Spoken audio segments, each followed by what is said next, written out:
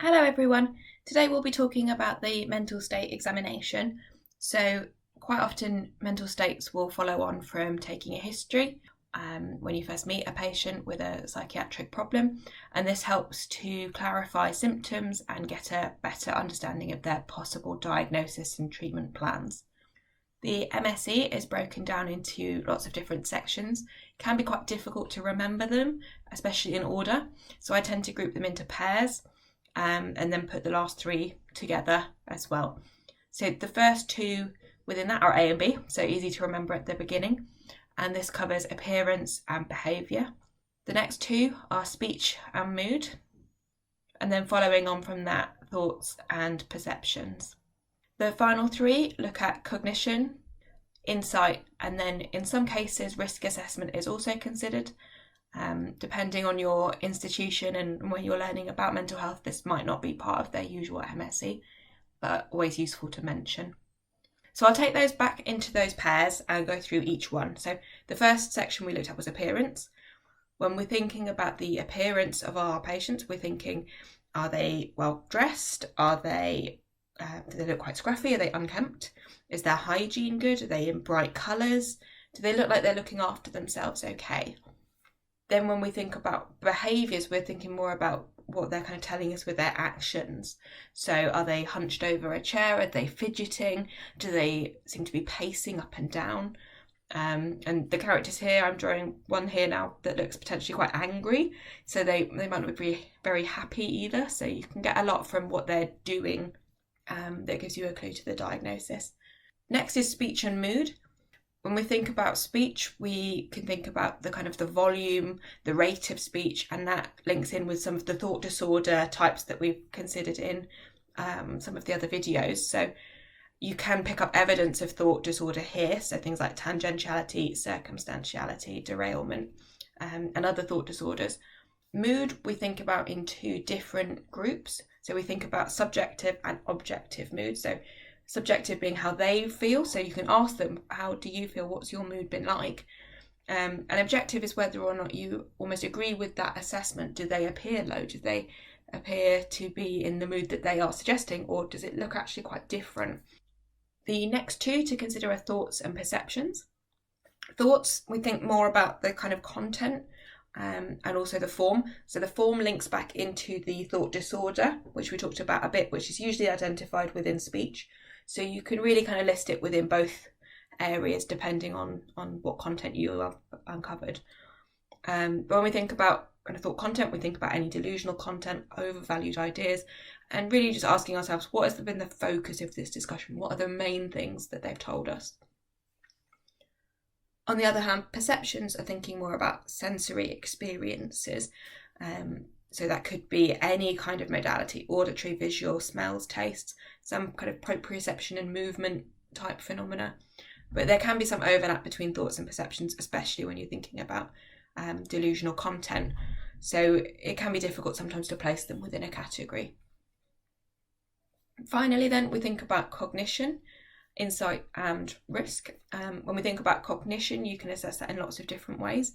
So clock drawing and things like the tests you can use from MMSE are very helpful, or kind of longer tests like Addenbrooke's or mini Addenbrooke's if you don't want to do the full one.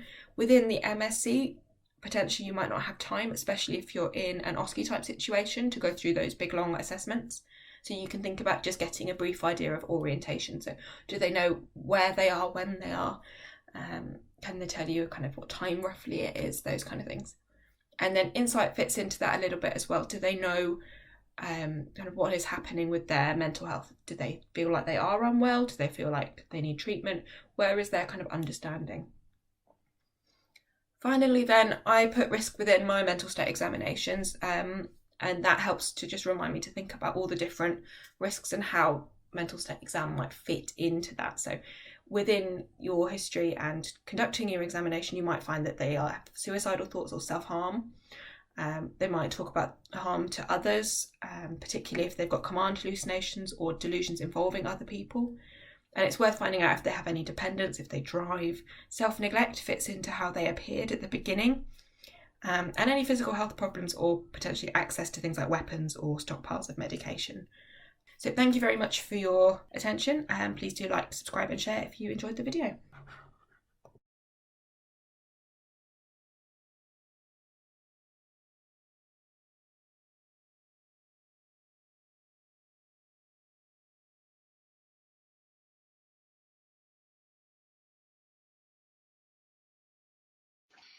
Hi everyone, welcome to another Psych student video.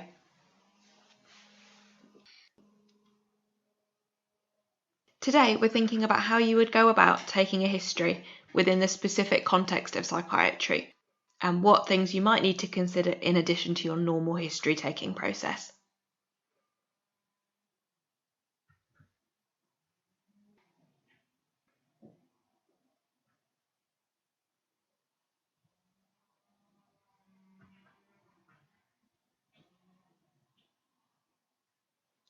So when we go about taking a history, usually we start with thinking about the presenting complaint. So what have they come in for? What's the main problem? And then we go more into the history of presenting complaints. So how did this problem come about? How long has it been present for? Are there any kind of additional symptoms or problems that are going on at the same time? Adding to that, you then would consider past medical history and think about any medication that they're taking, any kind of social circumstances that are of relevance, and also thinking about any family history. And that would all form part of your usual history process. In psychiatry, however, we add to that. So early on, we had past psychiatric history as well as past medical history. And thinking about social history, we expand that more to consider the personal history and developmental history. And within drugs, we focus a bit more than you maybe usually would do on substance misuse and getting a real understanding of that area particularly. We then add completely separate areas such as forensic history, which you might not consider at all in your usual medical history, and premorbid personality is also an important factor for us. So here we're going to focus on each of those areas highlighted in pink that are specific to psychiatry. So when we think about past psychiatric history, there's lots of different factors we'd want to consider within that. So part of that is thinking about any diagnoses they might have had in the past. So if they've been diagnosed with depression by their GP, for example, we would think about any medication that they've tried in the past. And this is particularly important when you're thinking about what medication you might want to try in the future. So we know that, for example, if you want to try clozapine, they have to have had 2 other trials of antipsychotics that have been unsuccessful first. So when taking a history, it's really important to know what's already happened. Any past admissions are really going to be relevant, when they were, how long they were for, and in particular what legislation they were under. Were they under the Mental Health Act, or were they informal? Did they come in voluntarily for a period of treatment? Talking therapies and ECT, much like with the past meds, it's useful to know what treatments they have already had. And for each of those things, we want to know, did they work and did they have any side effects? So we know whether we can avoid those or use those again. When we think specifically about substance misuse, this is a really important area in psychiatry. It feeds into both our mental health as a whole and our well-being, but also our risk assessments. We think about this in terms of alcohol and drugs. So when we're thinking about alcohol, for example, we want to know exactly how much. That might be in kind of units, and you might need to work that out from a percentage. We want to know how often they're drinking. Is it every day, or is it kind of binge drinking at the weekends? What's the pattern of use? CAGE and audit are 2 different questionnaires which might be able to help you to get an idea of this. CAGE is quite short and audit is a longer form. For these problems, we want to know if they're causing any physical health problems, if there's any withdrawal symptoms, or any social problems. Is it interacting with how they are in their work environment, for example? So when we're thinking about drugs as well, it's a similar kind of concept. We're thinking about what kind, how often. The cost is a good idea of how much, if they're not sure, and the method of use. Is it injected? Is it inhaled? Are they taking it as a tablet? And again, physical problems, withdrawal, and social problems are really important here. Always ask if there's anything else. So if they say, oh, I drink 3 beers a day, ask about anything else, any spirits. They might say, okay, actually, yeah, a couple of shots of vodka too. And think about any dependence or tolerance symptoms and how that might feed into our diagnosis as well. For a forensic history, we're looking specifically at any overlap with the criminal justice system. So a good way to screen for any problems here is asking if they've ever been in any trouble with the police, or more specifically, if they've got any cautions or convictions. And if you're really needing to dig into this more, you can sometimes liaise with the police in order to look at history there. But you have to consider that within kind of need to know information and confidentiality. It's important to know if there's a history of carrying or any access to weapons, but that may not always come up in a history initially.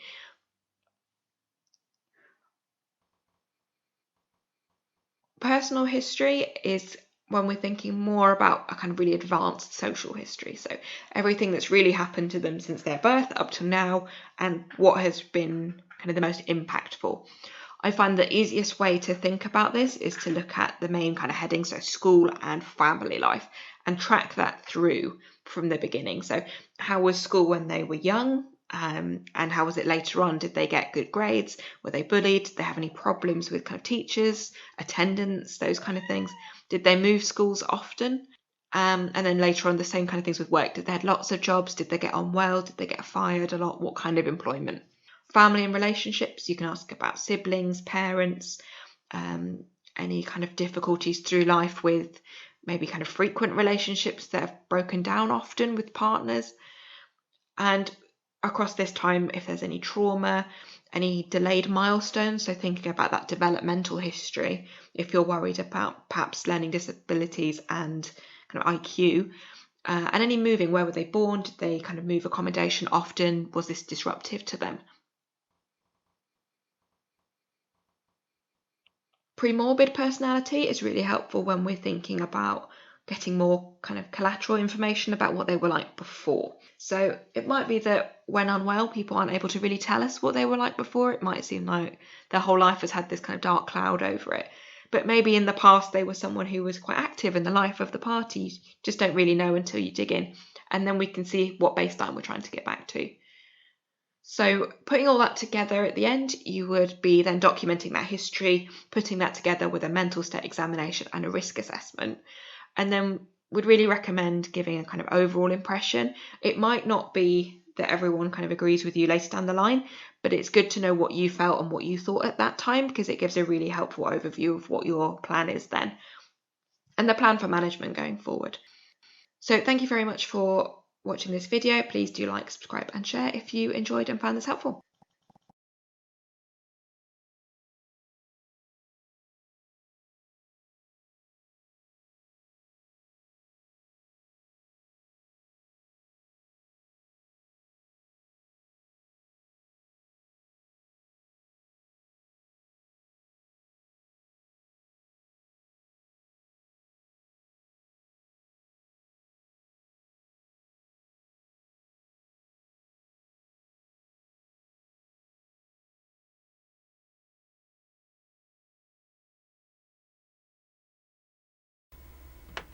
Hello, Alison Wells. Do you want to come and have a seat?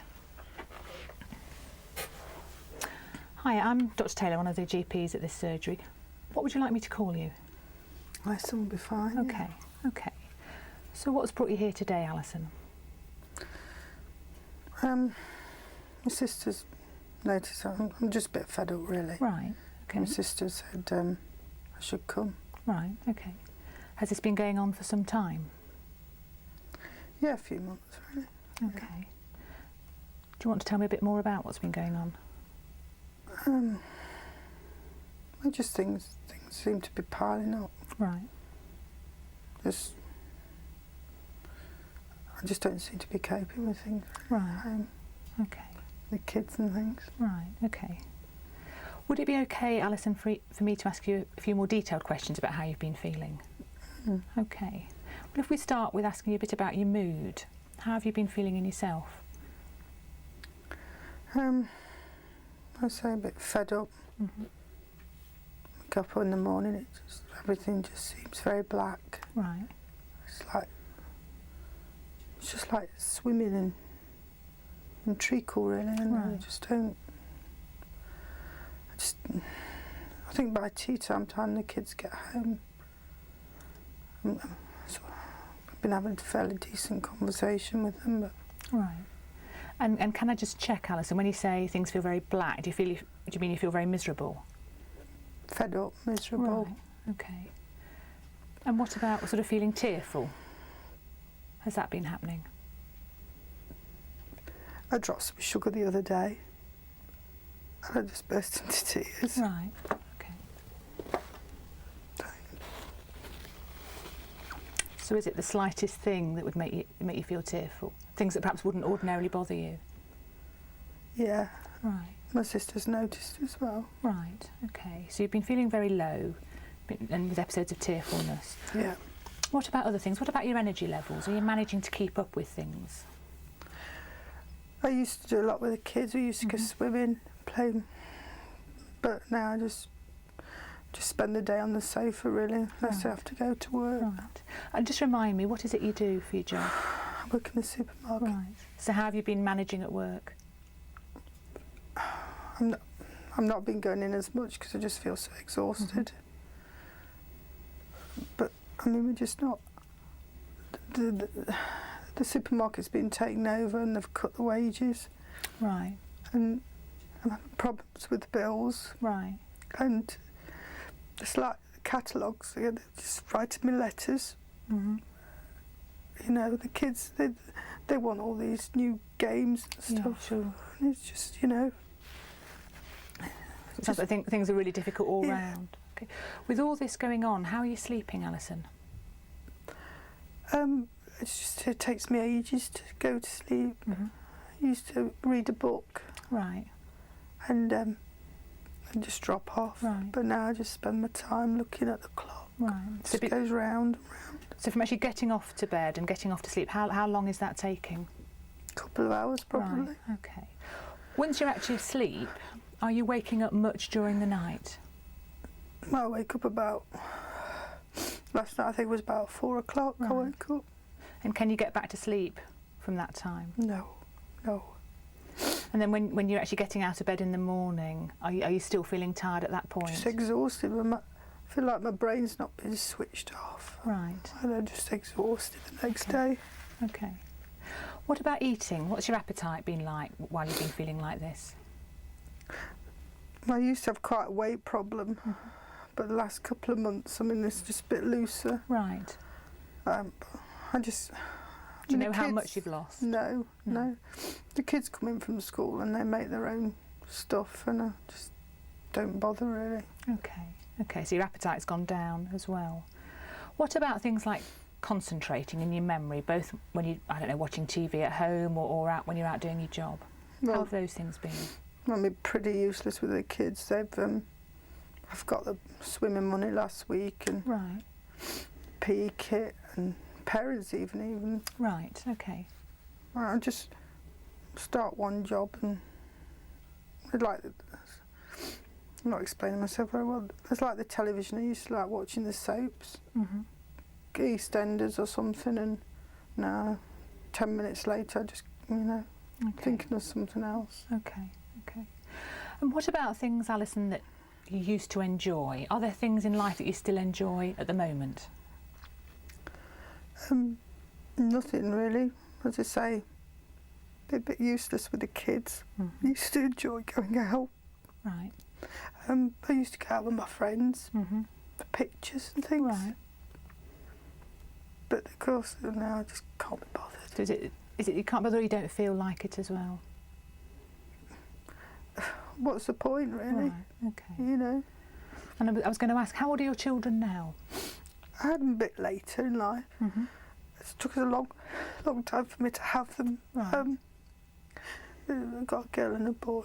One's 11, one's 9. And looking after children takes a lot of time and energy. How are you managing to keep up with that, feeling as low as you do? Well, they're a bit self-sufficient really, the kids do. They come in from school, get their own tea. Right. I should be doing more for them really, but no, I'm just a bit useless at that at the moment. Okay. And what about looking after yourself? Well, you can see I'm just a mess. Dave used to say, that's my boyfriend. Right. I used to, not have much money, but I just take a bit of pride in what I was doing, you know. Right, okay. and my hair and stuff, but I can't be bothered with that now. There's no point really. Okay. And you mentioned Dave, that's your current partner. How long have you and Dave been together? About a year. I met him at work. Right. And how are things, because often when people feel really down, it has a real impact on everything, including their relationships. How are things between you and Dave at the moment? But he's not ringing as much. Right. And he used to text. But he's going, you know, he's getting fed up with me not wanting to go out and, right. Okay. and things. It's a slightly embarrassing thing to ask about, but I guess it's important. Often when people are really feeling very low, it affects everything in their relationship, including things like the sex life. Have you noticed any changes there for you? He's always trying to pressure me a little bit and stuff, but I'm really not into that at the moment. Okay, you just don't feel like that at the moment. Okay. So can I just recap, Alison, and check I've got this right? For the last few months you've been feeling really down, no energy, problems with your sleeping and eating, problems with concentrating, not really enjoying things, and actually struggling a bit with the kids, and perhaps some difficulties in your relationship with Dave. Have I got that right? Okay. Can I ask, Alison, in the past, have there ever been episodes when you felt like this? When my husband left, I was always crying then for no particular reason. Right. I haven't told anybody this before, but I took some tablets then. Right. So how long ago are we talking about? Is this a few years ago? About 4 years ago. About 4 years ago. Okay, so you took some tablets. Yeah. Can you tell me, is it all right to tell me a little bit more about that? You know what it's like? The kids are in bed. And you're on your own, and I had a few glasses of wine. Right. And I just took these tablets. Right, okay. Can you remember what you actually took at the time? What sort of tablets they were?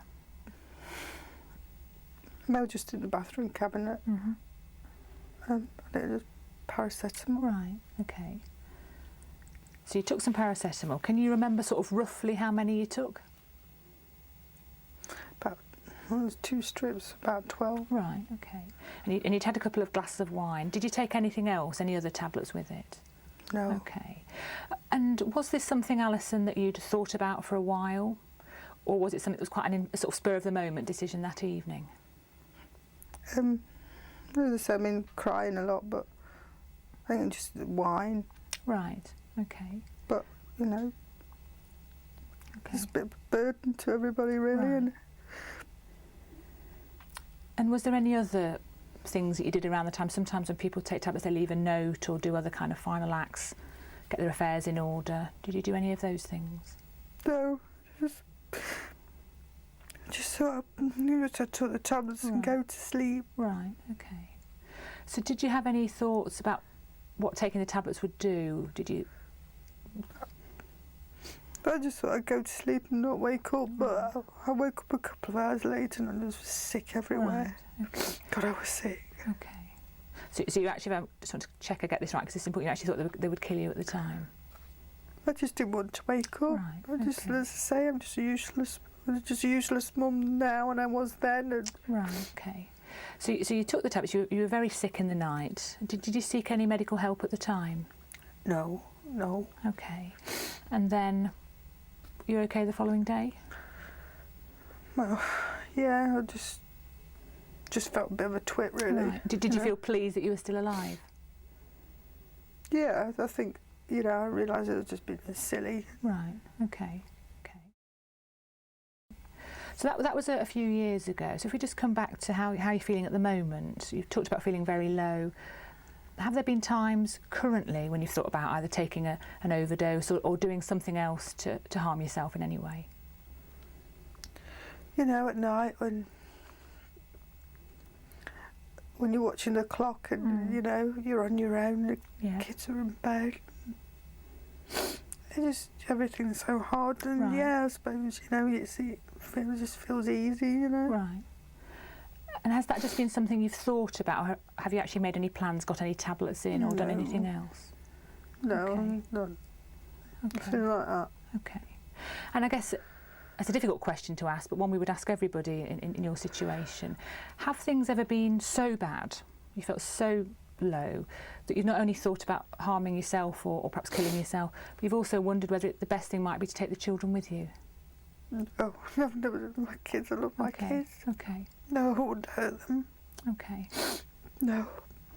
And what about sort of other side of that? Things, positive things, sort of things to live for? Things that you feel good about? Not much at the moment, I suppose. Kids sometimes, you know, they do things that make you think, you know, I think what's good about life and things, but... And are there other things that help at the moment? I'm thinking about people who can be supportive. My sister, as I say, she said to get down here, and she's always there. She comes down and rings. Got a couple of friends who, they're quite good. Right. But and Dave, when he's in the mood, of course. Sure. Okay. But I don't think he's going to be around for much longer. Right. And do you think, or do you feel able to keep yourself safe at the moment from hurting yourself? I think so, yeah. And I know I can come here now. You've been very good today. Okay. Do you think if that was to change, so that you didn't feel you were able to keep yourself safe, you'd be able to let anybody know?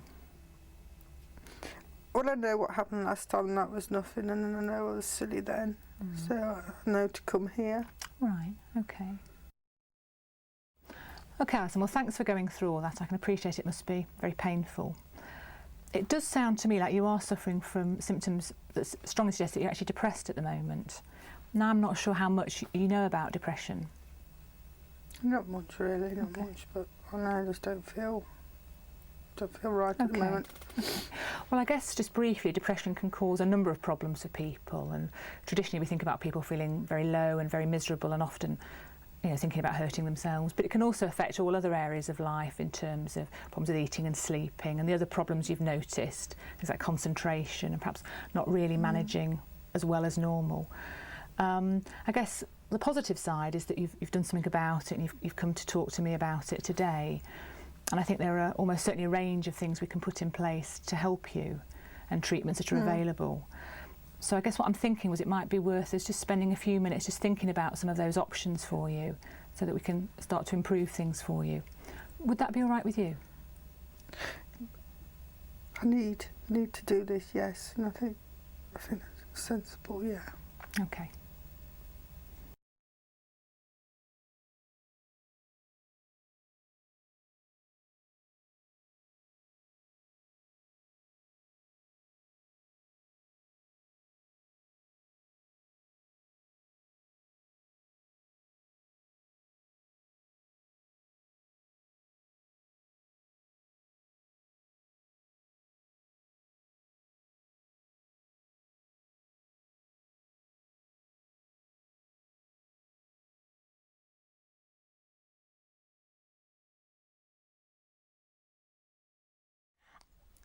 Hello there, Mr. Riley. Hello, you all right? Yeah. My name's Dr. Betty, Right. and I'm the psychiatrist. I'll come and see you because my GP sent me to see you, didn't Yeah, he? She said, yeah. come and see a trick cyclist because then you'll be all right. Come and see her. Trick cyclist, psychiatrist, yeah. Oh, right, You must know okay. that one, yeah. He said, come and Yeah. see you because you have time to listen to me. Yeah. He's not had time to listen to me, you see, because Okay. he's a GP, he's a Right. doctor, but I don't think he's very clever. Can I just He's ta- not very clever because he's not.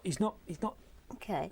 Get into this, you see. Won't let me Right. talk okay. about this. Well, He talks this at some time, but then Yeah. sometimes he doesn't. can I just Sometimes he clarify why you're here and why I'm here? I'm the psychiatrist come in the and see you. emergency clinic today, Right, and okay. your GP's asked me to see you. Right, so that's why I'm here. Is that right? That's why no, yeah, because I've got to tell you about this. Okay. Yeah, Okay. and this, because there's important stuff in there. Really, Right. really Well, important stuff. before in we there. start with Come that, and see can I you. just ask you what would you Yeah, like me to yeah. call you, Mr. What Riley? names? Yeah. Names are games, so I don't bother with names. That's just Right. stupid. Okay. Call me John. John. Yeah, okay, John. what's your name? Okay. I'm Dr. Betty. No, John. your proper name.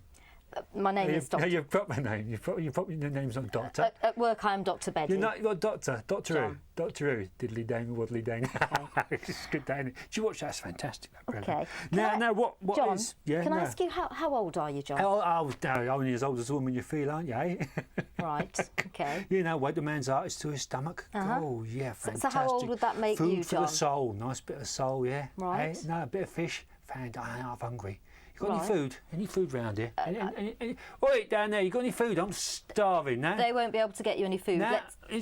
Shall we perhaps? I'll tell you what. Okay, let's perhaps think about let's food get back to in this. a minute. Let's Yes, that's a good idea. This is important. This is why I'm here to talk to you about this. Okay. Tell you what's going on. Tell me a bit about this then. Well, this is the work I've been doing. You know, Right. this is really important, and it's my cure for cancer.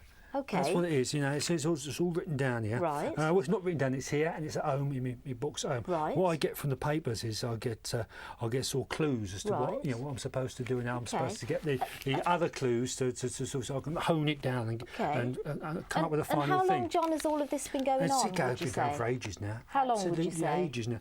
Well, I've been up a week. About a week? But this week I've been working really hard at it. Because it's been going on longer than a week, but I've been working it really hard for this week. Because you it's normally the numbers, have another. You see. It's the numbers you have to find out. Am I right in thinking you normally do a different job? Yeah, I'm a mechanic. You're a mechanic? Car mechanic, yeah. Okay. Yeah. Manic mechanic, they call me. Manic mechanic? Yeah, it was my mate Dave. Who calls you that? My mate Dave, I showed him this, and he told me, he told me to go away because I was bonkers. He said you were bonkers? He didn't say go away, he told me to fuck off. My goodness, okay. He said fuck off, you're bonkers. Did he? Anyway, so he did that.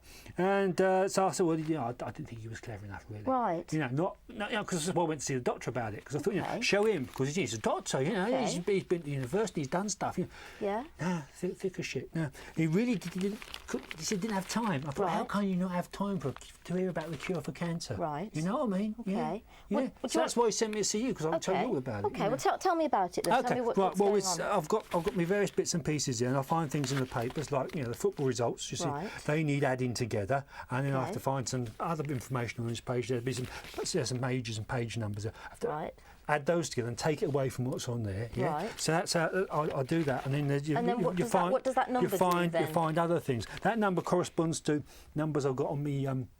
On my chart, I've got a big chart on my wall, and I find that number, and then that adds up to something else. And it's all there. I mean, that's really good.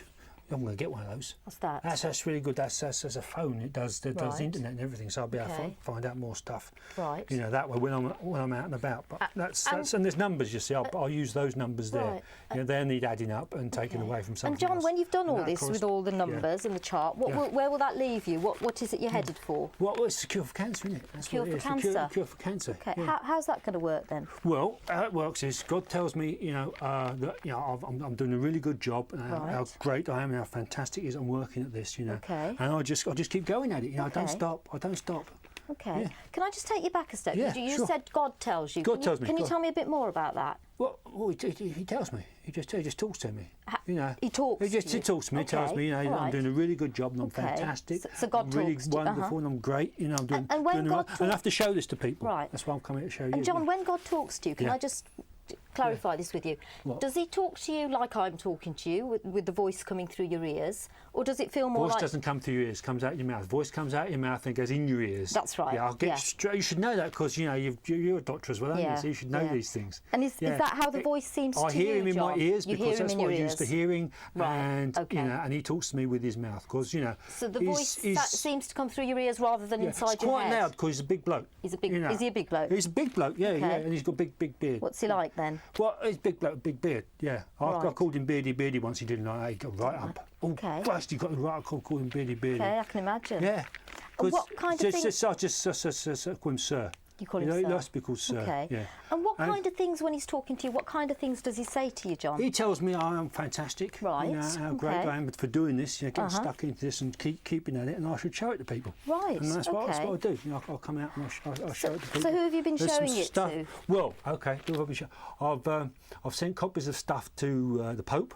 Right. And the Archbishop of Canterbury, none of them are written back. You think they would, you know, so because they're close to God. They probably know him. Right. You know, they probably met him and stuff. You know, God with the Pope, he claims to have met him. I mean, you don't know. I would assume the Pope knows God. Right. You know, he's got his address and his telephone number and everything like that. Right. But you know, then it's the Archbishop of Canterbury. I think he's just rude because he's not written back at all. Right. You know. And there's Tony Blair. So you've written to Tony Blair as well? Yeah, but he's a right wanker. And what did he say? What did Tony say? Nothing. I got a letter back. Well, I didn't even get a letter back from him. I got it back from somebody else. Right. Not him. Okay. It could have got lost in the post and somebody got it by mistake. But just hoping nobody's stolen my ideas, really, because that's what it is. I mean, sorry to interrupt. It sounds, John, as though this has all been keeping you really busy. Really busy, really busy. Have you been sleeping at all? No time to sleep. No time to sleep. No. When was the last time you had a good night's sleep, would you say? Don't need it. Don't I need need it. it. I've got this Okay. enthusiasm from God. You know, it's there. So there's what's your energy inside me. That's So you feel as though you've got a lot of energy. Yeah. Yeah. And how are your thoughts? Are they going fast? Are you thinking well, lots? Because I have to think very intensely. You know, I mean, Right. you look at stuff down here. I mean, you know, there's no. I got that in the door the other day. You know, Okay. and there's lots of numbers on there that need adding up and taking away And from John, other how are you numbers. feeling about yourself? You know, and your self-esteem. How do you feel about yourself as a person at the moment? Fantastic. You feel fantastic. I feel fantastic because God's Okay. telling me I am. Yeah, I'm doing a really, really good job, Yeah. and it's all there and it's all happening. And tell me this, John, because I couldn't get it from your GP letter. Have you ever had anything like this before in your life, where you felt full of energy and lots of bright ideas? No, It's not but happened this has been before. going on for so long I can't really remember anything else. You know. And have there ever been any times in your life when you've kind of been the opposite, John? Well, Where you've been a bit down in the dumps, not much energy, nothing like that? Nothing like that. No. Okay. No. And what about any family history? Does anyone in your family have things like this? No, it's just me. Just me. It's really well. They're not really that clever. Who's not that clever? My family. Your family. You know, Okay. that's why I have to come and see doctors and get a place, hospitals and things like that. Because you're a clever person. This is Do you feel as though you're more clever than perhaps other people? Well, yeah. You Right. know, I'm certainly clever than those people at Okay. work. You know, because they're a bit thick. And John, I guess I'm just wondering what might have happened to start all this off for you. Have you any thoughts yourself what's brought this on? Well, God. Yeah. God. Yeah. Okay. Yeah. And yeah, it just came to me one day. One Right. day just came to me. You know, so I started noticing connections with numbers and things. Yeah. And it's all wondered- there. You've just got to find it. Okay. You've I got wonder, to dig John- deep and look for it. You know what I mean? Okay. Yeah. How have you been feeling physically in your physical health? Any problems there? Fine. I'm fine. Yeah. And have you been taking any prescribed medication or even nothing any like drugs that. No, that aren't it's prescribed? Any just- substances?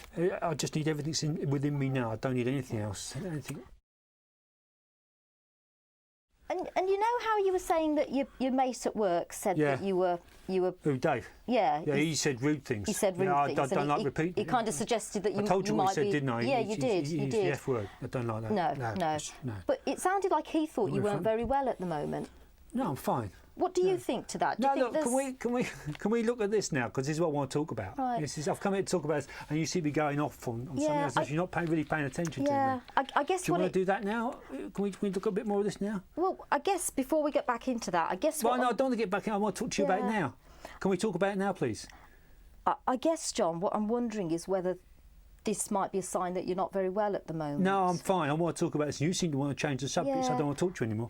I've had enough of you, and I've had enough of being out. I want to talk to somebody else. I want to talk to the boss. I want to talk to your boss. Where's your Right. boss? John, I am the boss. Well, I'm the you're a shit consultant. boss, and I want to talk to somebody else. There must be somebody else I can talk to. There isn't, I John. want to talk to the head man. I'm fed up with talking to the Uli Rag. I want to talk to the engineer. No more monkeys. The organ grinder for me. I want to talk to the top man. Top boss, top cat. That's what I'm talking to. Top cat. Yeah.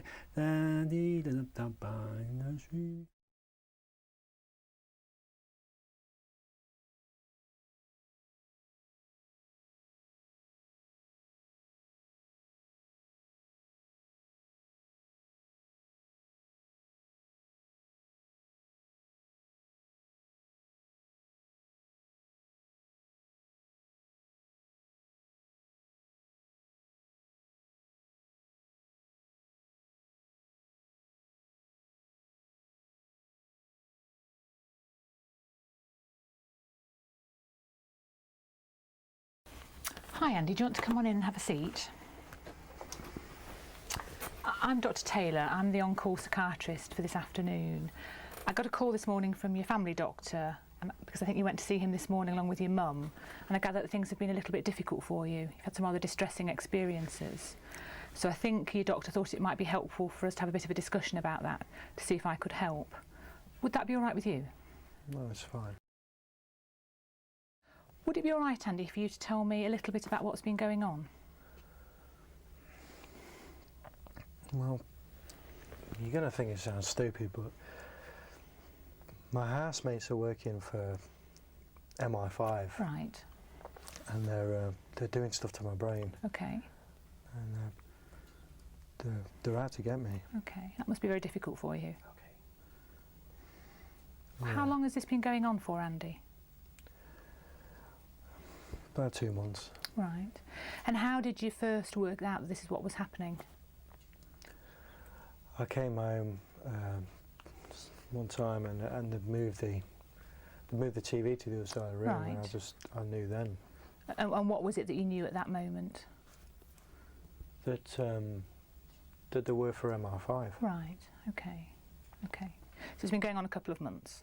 Yeah, this new lecturer started at Right.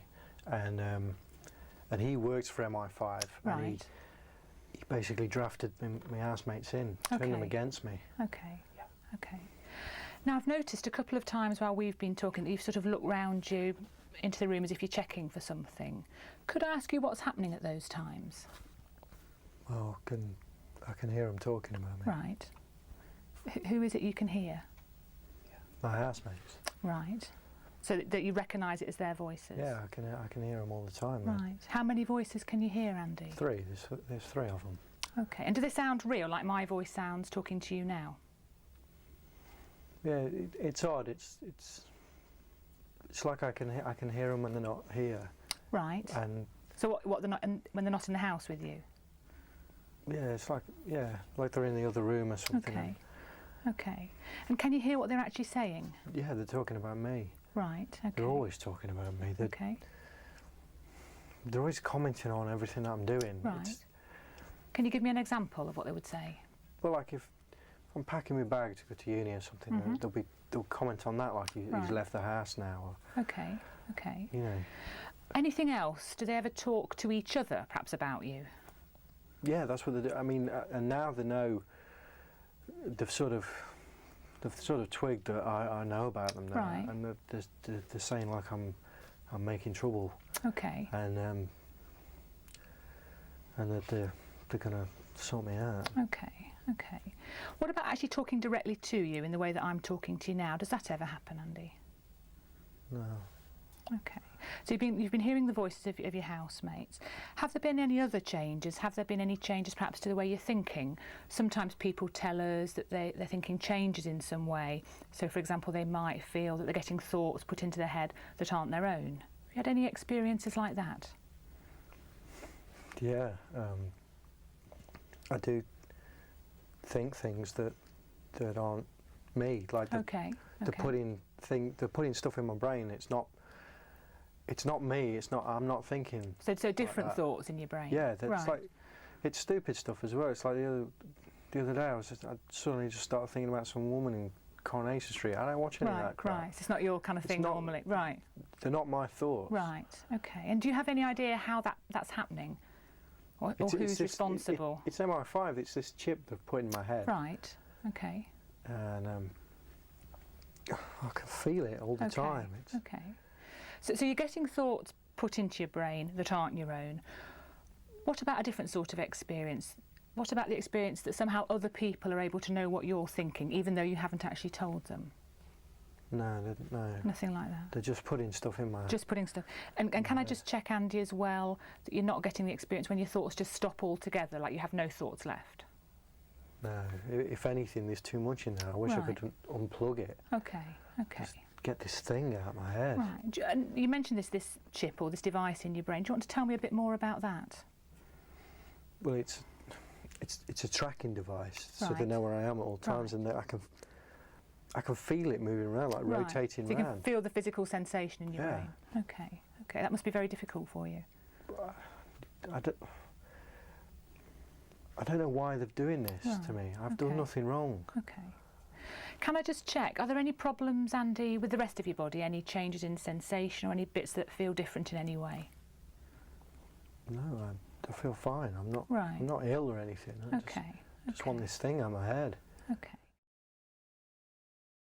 I mean, it sounds like a very difficult time for you. Can I ask you, Andy, how are you coping with all this? How's it affecting you?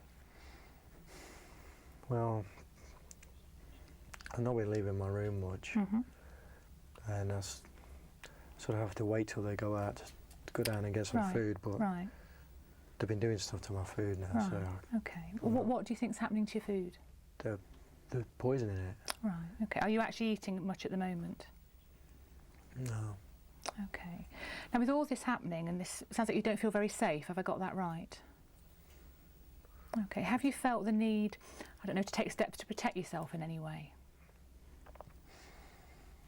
Well, I've got a knife. Okay. And I've got like a baseball bat. Right. It's just in case they get in my room. I don't want to hurt anyone. I just feel like I've got to protect myself. It's like cornering me to do this. Right, okay. Have you felt the need to use either the knife or the baseball bat so far? To take it out with you for protection? No, I don't want to get caught. Okay, no, okay. It's just in my room. Okay. Has it ever got so bad, Andy, that you felt the need to hurt yourself or even kill yourself as the only way out, the only way of coping with this? Well, I thought about getting some pills, but I couldn't leave the house, so I didn't get anything. And when you say getting some pills, would that be to take an overdose of tablets? Yeah. But you've not actually done anything about that so far? Okay. In the past, have you ever had any problems either with your temper or getting into fights, being aggressive, either with your housemates or anybody else? No, I'm not that kind of person. I don't want to hurt anybody. They're just driving me to this. And can I just check again, you've not been in trouble with the police or anything like that? No, never. Okay. With all this that's going on, is there anywhere at the moment, Andy, that you feel safe? My parents' house. Right, okay. And have you seen much of your parents recently? Yeah, I thought about going back there, but I don't want to drag them into this. Right. I don't want MI5 knowing about them. Right. And throughout this last couple of months, when you've had all these worries, have you ever worried that your parents might in some way be involved in this conspiracy? I thought about it, but no. Okay, okay. Can I just check out a couple of background things with you, Andy? Your general health, is that okay? You generally fit and well? Yeah, I'm not ill.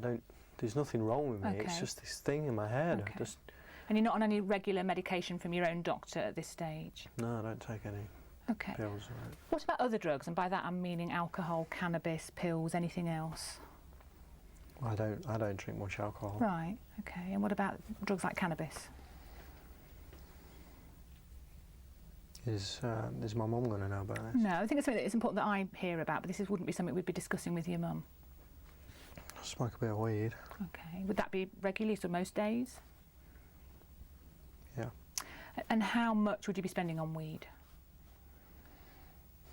I don't know, get like a 10 bag, it lasts me a day or so. Okay. So you have a 10 bag lasting you a day of weed. Any other drugs? I'm thinking in particular things like speed or pills. Done a bit of speed. Okay. Is that on a regular basis, Andy? I used to go out with my mates at the weekend, would do a bit, but... Okay. When was the last time, Andy, that you would have had any speed? About a week or so ago. Right. Okay. Any other drugs at all? No.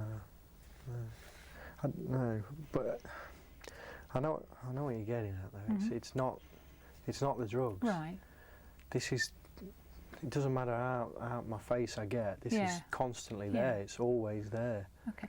I guess the reason I was checking, I think it's what you've picked up on, is that sometimes when people are having the kinds of experiences that you are, they find if they take certain drugs, it can make things feel a lot worse. And I just wanted to check that hadn't been your experience. No.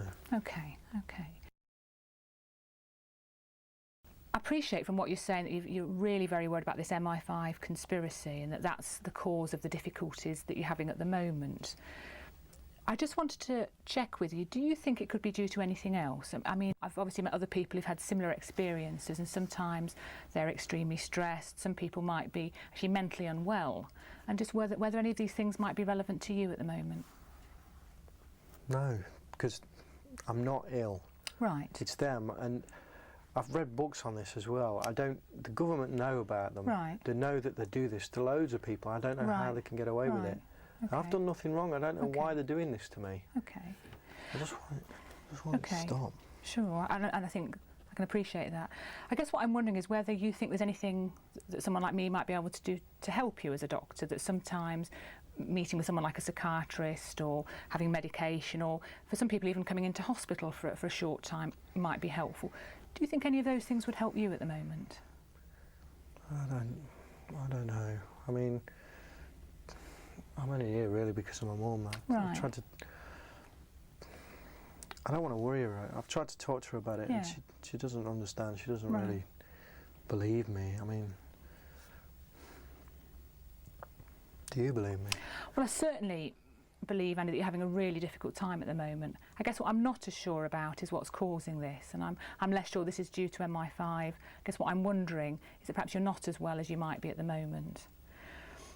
I mean, we've been through a lot of questions, and what I'm thinking is we need to try and come up with a way of supporting you through this.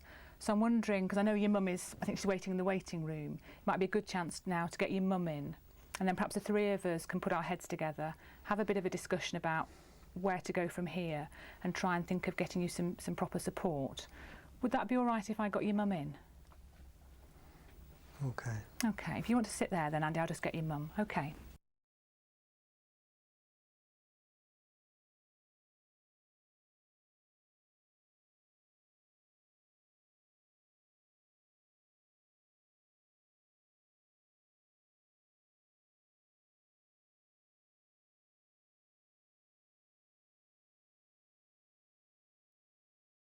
Hi everyone, welcome to another Psych student video. Today we will be thinking about risk assessments. So when conducting a risk assessment, we're broadly looking at two types of situations that you might find yourself in. One is thinking about a person's risk in general terms, so thinking about what factors might affect them. So if they use drugs, if they're in a particular age group, they might be more at risk of specific problems. Other times we're thinking about risk assessing after a specific incident has happened. So when we're thinking about general risk factors and the overall risk assessment of a person, we think about different categories of people who might be at risk. So risks to themselves, any risks they might present to other people around them. And then following on from that, any risks they might have in terms of dependence. So if they're caring for children, for elderly relatives, and even animals sometimes we'll take into account there, as well as if we're going to admit someone into hospital, we don't want to be leaving their pets at home without anyone to feed them. So when we think about each of those risk factors, there's specific questions we might be asking ourselves.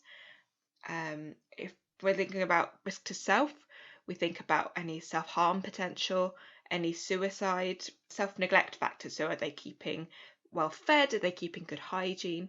When we think about harm to others, we're thinking more about if they've had any thoughts about wanting to harm anyone else, particularly if there's delusional content or command voices. And as I say, when we think about dependence, we're thinking about anyone that they might be responsible for. So it might be in these situations that we have to involve specific people, so safeguarding, potentially police if there's real concerns about risk to other people, child protection, and the RSPCA in terms of animal care issues. Following on from that, we think about more general risks again, what they're up to in their day-to-day life. So are they driving, particularly if, for example, you're looking at diagnoses such as dementia, where they might need to inform the DVLA. Have they got access to anything at home that could potentially be a problem? So have they been able to stockpile medication maybe?